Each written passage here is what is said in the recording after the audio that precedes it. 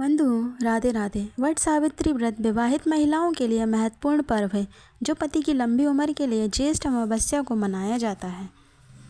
वट सावित्री व्रत हिंदू धर्म में महिलाओं के लिए एक महत्वपूर्ण पर्व है। इस दिन विवाहित महिलाएं अपने पति की लंबी उम्र और अच्छे स्वास्थ्य के लिए व्रत रखती हैं। यह व्रत ज्येष्ठ मास की अमावस्या को किया जाता है। इस दिन महिलाएं वट अर्थात बरगद के पेड़ की पूजा करती हैं। इस वर्ष वट सावित्री व्रत 26 मई 2025 को रखा जा रहा है। इस व्रत से जुड़ी मुख्य कथा सावित्री और सत्यवान की है, जो प्रेम, निष्ठा और दृढ़ संकल्प का प्रतीक है।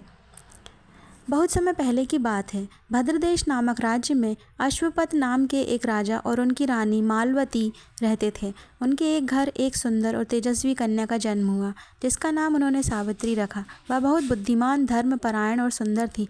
जब सावित्री विवाह योग्य हुई तो उसके पिता ने उसे स्वयं वर चुनने की अनुमति दी।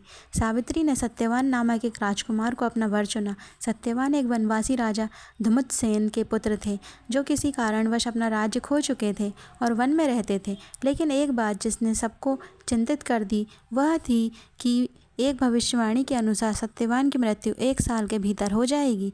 लेकिन सावित्री अपने निर्णय पर अडिग रही और सत्यवान से विवाह कर लिया। विवाह के बाद सावित्री अपने पति और ससुर सास के साथ वन में रहने लगी। वह बहुत सेवा भाव से सबका ध्यान रखती थी। जिस दिन सत्यवान की मृत्यु होनी थी उस दिन सावित्री ने व्रत रखा और वट वृक्ष के नीचे बैठकर पूजा की। तब सत्यवान लकड़ियाँ काटने जंगल गया तो सावित्री भी उसके साथ गई। थोड़ी देर बाद सत्यवान के सिर में दर्द हुआ और वह सावित्री की गोद में लेट गया। तभी यमराज मृत्यु के देवता उसकी आत्मा लेने गए।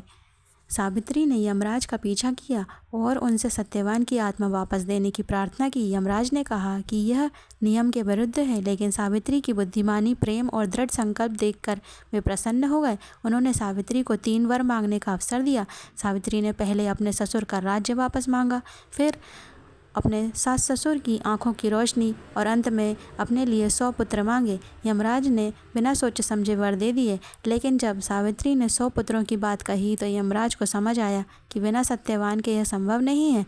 उन्होंने सावित्री की दृढ़ता को सराहा और सत्यवान को जीवन दान दे दिया। इस तरह सावित्री के प्रेम और तप से सत्यवान की मृत्यु टल गई।